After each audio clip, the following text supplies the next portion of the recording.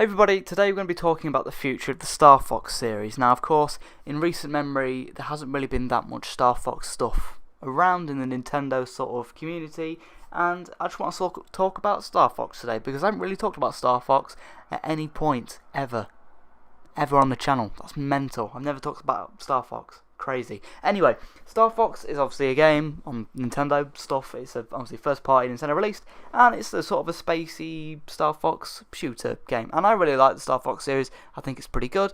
And recent memory, we've only seen a couple of releases. Of course, in 2016 we saw Star Fox Zero, and that looked pretty good. It looked decent in terms of gameplay, but then the controls came out, and the game actually came out, and people didn't like the controls of the Wii U gamepad, and everything sort of kicked off with that. And we haven't really seen much of Star Fox since. We've seen Star Fox Guard as well on the Wii U, and you know, Star Fox Zero and Star Fox Guard wasn't reviewed that well in 2016 because of the controls. And of course, then in 2018 we got Starlink Battle for Atlas, which was basically like a big space open world Toys to Life game released by Ubisoft. Had Star Fox characters in it, and the Star Fox characters were really heavily within the story, like heavily used within the story. So it was kind of like a Star Fox game we got from Ubisoft. But today in this video, we're going to be talking about Star Fox in general and going, you know, what can we expect to see from Star Fox in the future? You know, what's its future? What's going to happen with him?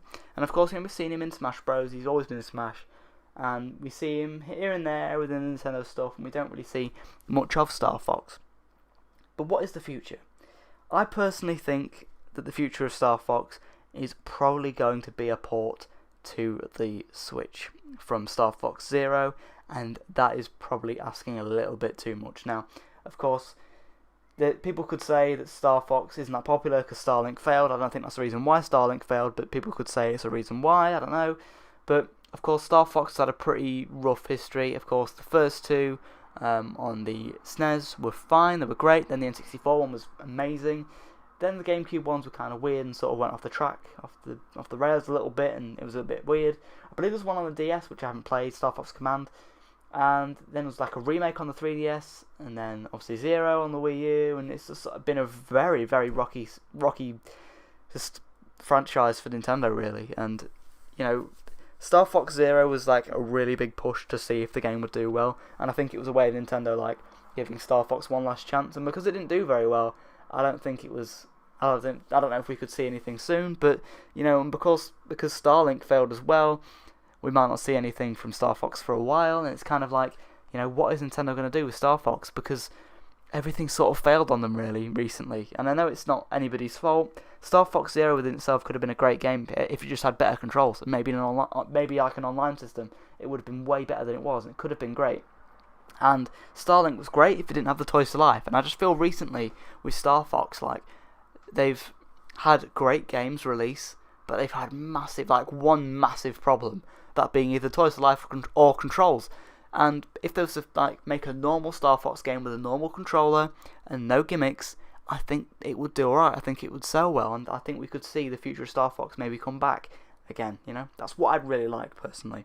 But you know, that's not really happening, to be honest. And the only thing I can really see them doing is maybe a port of Star Fox Zero with better controls for Nintendo Switch. And I would personally love that, because I can see that Star Fox Zero is actually a decent game, but I don't like it because of the controls. If it had decent controls, I'd be alright, I'd love it.